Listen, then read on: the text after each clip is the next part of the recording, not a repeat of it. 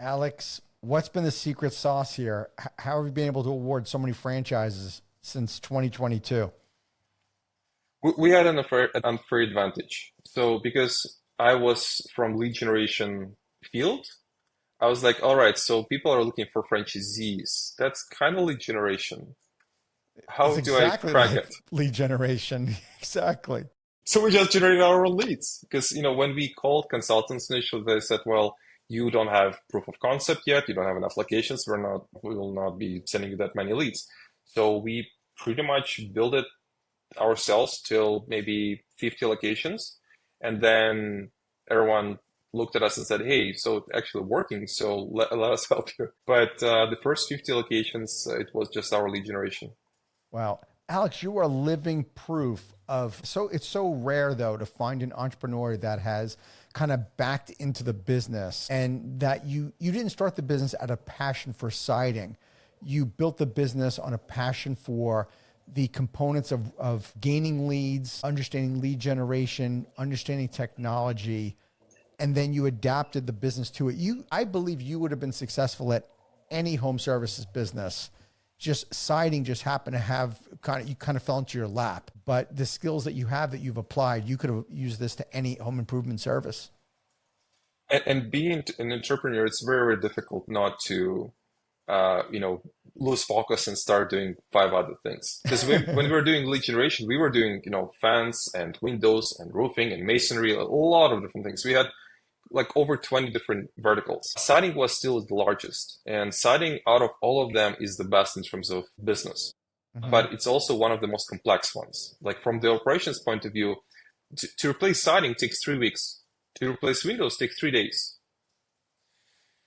So from operations point of view, there are so many moving parts in siding that it's not very easy to systemize overall. So we took on a bigger challenge. But my passion was that if you're a homeowner in any city in States or in Canada, you have two options. One option is to get a premium company that will charge you a lot of money, like Hmm. crazy amount of money. The largest renovation company right now, they are charging 70,000 per home, where we charge on average 25. The other option is to go to another company that is cheaper, but then you don't have really predictable results with that company.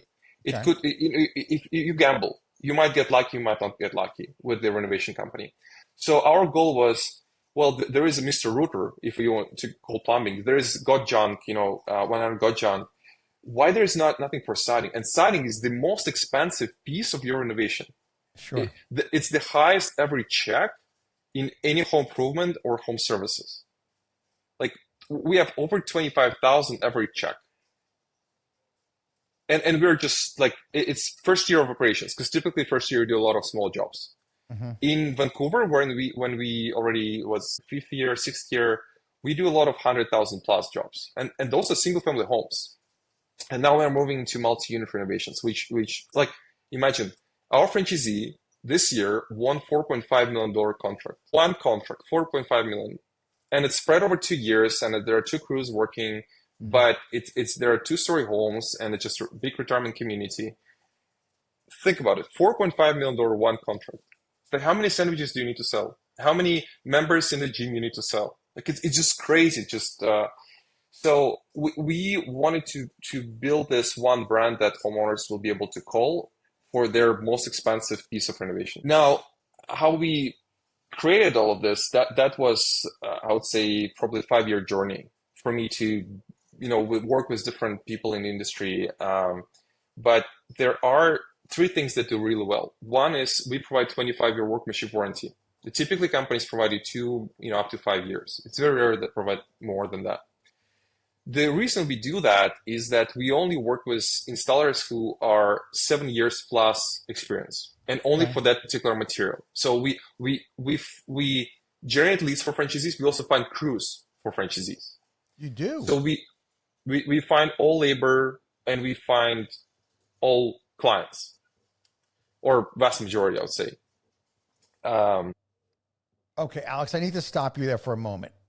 This is very cool. If I'm a franchisee, you're finding me the leads and you're finding me the labor. What in the heck am I doing?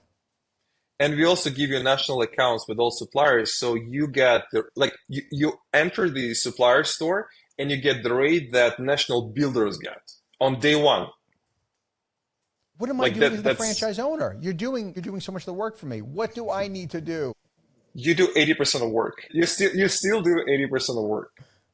So franchisees present solutions to the homeowner. They go back and forth preparing the quote, discussing designs. But we have in-house designers who talk to homeowners as well. And then you manage the whole project. You order materials, you hire the crew, and then you manage the project. It's 80% of work. There's no real number, but we believe that we do 20% of work as franchisor, and franchisees are doing 80% of work. Yeah, no, to get this success. Sure. No, I was only kidding. I know that franchisee certainly has to manage the project and there's interaction with the customer. But I'm wondering too that I was thinking all along with siding, there's obviously a huge amount of technology behind needing to do the design and getting it right. But I think I heard you say you actually do that in-house. Yeah. So you help the franchise owners with the design to making sure that we've got all the right measurements and getting the right amount of product? Yeah, a lot of materials are custom painted or custom made. So once you place an order, there's really no way to go back. So we want to make sure the homeowner sees really high quality pictures of how it will look like. So the way it works is we go and take a picture of the house, and then it's sent to designers. Designers put a matrix on it, and then they fill matrix with different styles. But it's an accurate measurement. So for example, if you had 17 boards on that floor, there will be 17 boards on the picture. Mm-hmm.